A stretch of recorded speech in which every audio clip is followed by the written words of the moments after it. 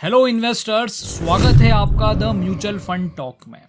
Budget 2022 parliament में पेश हो चुका है। तो आज इस वीडियो में हम बहुत सिंपल तरीके से इस बजट को रिव्यू करेंगे ताकि कम समय में इसकी पूरी जानकारी आपको अच्छे से मिल पाए। तो सबसे पहले हम बजट की इंपॉर्टेंस एंड फिस्कल मैनेजमेंट को समझेंगे, फिर बात करेंगे बजट की इंपॉर्टेंट हाइलाइट्स एंड देन फिर देखेंगे कि मिडिल क्लास को इस बजट से क्या मिला है, और इसके बाद जानेंगे कि बजट में क्या खास बात रही है और क्या कुछ मिस हुआ है। लास्टली फिर ये समझेंगे कि इसका इंपैक्ट इक्विटी और बॉन्ड मार्केट पर कैसा रहने वाला है। तो चलिए फिर शुरू करते हैं और समझते हैं कि बजट की इंपॉर्टेंस क्या होती है और फिस्कल मैनेजमेंट क्या होता है। तो देखिए, यूनियन बजट का पर्पस है सरकार अपने फाइनेंशियल्स को किस तरह से मैनेज करेगी, जिसके लिए मेनली दो सेक्शंस पर फोकस किया जाता है, revenue and expenditure.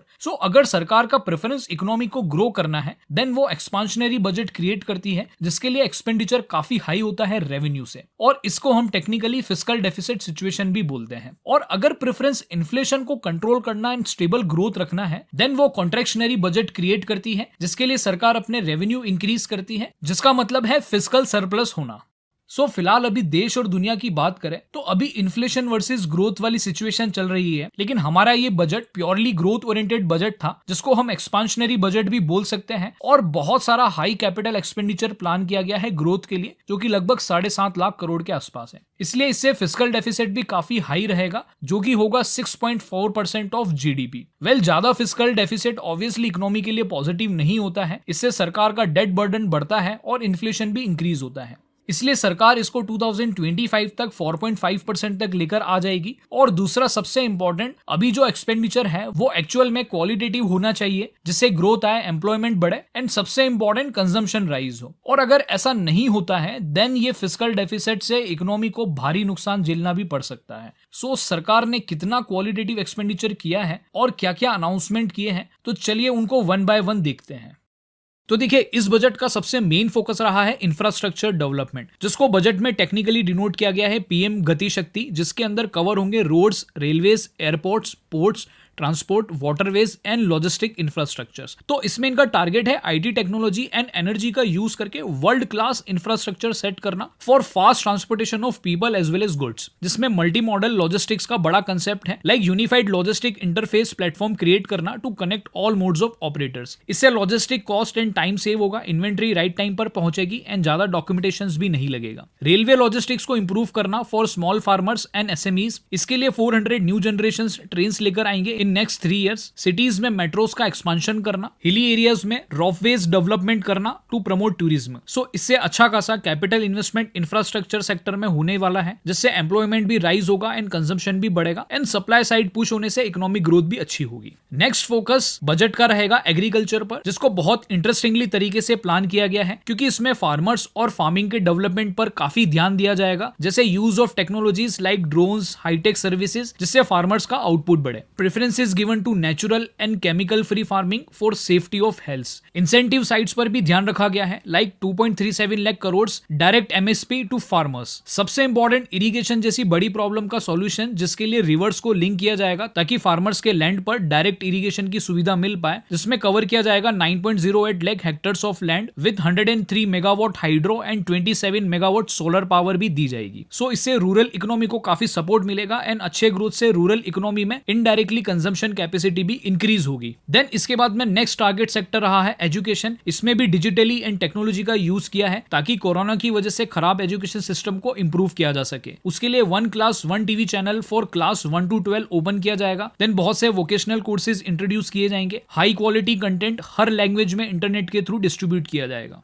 Then digital infrastructure पूरे बजट का सबसे इंपॉर्टेंट पार्ट रहा है। आपको भी अभी तक पता चल गया होगा कि हर चीज के डेवलपमेंट में टेक्नोलॉजी एंड डिजिटल इंफ्रा का रोल रहने वाला है। सरकार डिजिटल पेमेंट्स, फिनटेक कंपनीज को बहुत प्रमोट करने वाली है। इवन बैंकिंग में भी सभी पोस्ट ऑफिसेज अब डिजिटली एक्सेसिबल हो जाएंगे, like mobile and internet banking, inclusion of ATMs, जिससे फार्मर्स भी फाइनेंशियली एक्टिव हो जाएंगे। देन टेलीकॉम में अब फोकस 5G इंटरनेट पर रहेगा, जिसके लिए 2022 में ऑक्शन करेगी। और अर्बन के साथ विलेजेस में भी अब ऑप्टिकल फाइबर फाइबर्स की लाइन बिछाई जाएगी, जिससे रूरल इकोनॉमी भी वर्ल्ड के साथ में कनेक्ट कर सके। इसी के साथ अब ई पासपोर्ट्स भी इशू करेंगे विद एम्बेडेड चिप्स, ताकि कन्वेंशनली सिटीजन्स ओवरसीज ट्रैवल कर पाए। One nation one card, and states को इनकरेज किया जाएगा लैंड रिकॉर्ड्स को अब आईटी बेस्ड ही मैनेज करें। सो बहुत कुछ अब डिजिटली होने वाला है। देन इसके बाद में सबसे इंपॉर्टेंट पार्ट था डिजिटल करेंसी। तो सबसे पहले तो सरकार खुद अपनी डिजिटल रूपी लॉन्च करेगा, जो कि ब्लॉकचेन पर बेस्ड होगा, जिससे डिजिटल इकोनॉमी को बूस्ट मिलेगा। इससे साफ क्लियर हो जाता है कि दूसरी digital currencies like bitcoins India में लीगल ट्रेडेबल नहीं होगी। और दूसरा, अब इनको as a digital assets treat किया जाएगा, जिसकी सेल पर प्रॉफिट होने पर 30% टैक्स लगेगा, जिसमें हर digital assets like cryptos, NFTs etcetera सब कवर होंगे। और अगर कोई अपने डिजिटल एसेट्स किसी को गिफ्ट करता है, देन उस केस में रेसिपिएंट को उस पर टैक्स देना पड़ेगा, जो कि अगेन 30% लगेगा। इसके बाद में इस बजट में clean energy for long term sustainability और क्लीन क्लाइमेट जैसी थीम्स पर भी बहुत चर्चा हुई है। सो अर्बन ट्रांसपोर्टेशन में गवर्नमेंट अब इलेक्ट्रिक व्हीकल्स को ज्यादा प्रमोट करना चाहती है, और इसके लिए वो स्टैंडर्ड ऑपरेटिंग इंफ्रास्ट्रक्चर सेट करना चाहती है, ताकि सब स्टैंडर्डाइज्ड बैटरीज ही मैन्युफैक्चर करें, ताकि चार्जिंग सेक्शंस स्टैंडर्डाइज होने से कम समय लगे। और साथ ही वो बैटरी सेविंग पॉलिसीज भी लेकर आए हैं, ताकि स्टैंडर्डाइज्ड बैटरी होने से जल्दी से बैटरी एक्सचेंज हो पाए। इसके लिए बहुत से प्राइवेट प्लेयर्स को प्रमोट किया जाएगा, ताकि वो battery and as a energy saver services काम कर पाए। लास्ट डिफेंस की बात करें तो इस सेक्टर में सरकार अपने इंपोर्ट्स रिड्यूस करना चाहती है, और डिफेंस में भी आत्मनिर्भर को प्रमोट करेगी। और ये प्रैक्टिकली इसलिए भी दिखता है क्योंकि इसमें सरकार डिफेंस रिसर्च एंड डेवलपमेंट पर ज्यादा फोकस करेगी, और 25% ऑफ डिफेंस अब R&D के लिए रखा जाएगा। सो अब ये जानते हैं कि मिडिल क्लास के लिए बजट कैसा रहा है। वेल, मिडिल क्लास की सबसे इंपॉर्टेंट एक्सपेक्टेशन टैक्स रिडक्शन की होती है, पर अनफॉर्चुनेटली इस बजट ने मिडिल क्लास को निराश किया है, क्योंकि इस बजट में टैक्स पर कोई भी चेंजेस नहीं हुए हैं। इससे हायर इनकम वालों को जरूर अच्छा लगा होगा। देन डिजिटल एसेट्स पर हम ऑलरेडी बात कर चुके हैं, जिसमें अब प्रॉफिट पर 15% टैक्स लगेगा, लेकिन अब टैक्स पेयर अपने 2 साल के अपडेटेड रिटर्न्स फाइल कर सकते हैं। इन केस अगर कोई इनकम अनडिस्क्लोज रही है तो एडिशनल टैक्स पे कर सकते हैं। स्टेट गवर्नमेंट के एम्प्लॉइज के लिए एक बेनिफिट मिला है कि अब वो एनपीएस में एम्प्लॉयर्स कंट्रीब्यूशन का 14% डिडक्शन ले सकते हैं, जो कि पहले बस 10% ही था, और सेंट्रल गवर्नमेंट एम्प्लॉय में ऑलरेडी ये 14% था। इसके अलावा बहुत से एसेट्स को सेल करने पर लॉन्ग टर्म कैपिटल गेन पर सरचार्ज लगता है, जो कि इक्विटी जैसे इंस्ट्रूमेंट में 15% है, पर दूसरे एसेट्स जैसे प्रॉपर्टी एक्सेट्रा में बहुत ज्यादा था। तो सरकार ने सभी लॉन्ग टर्म कैपिटल गेन पर 15% सरचार्ज की कैप लगा दी है।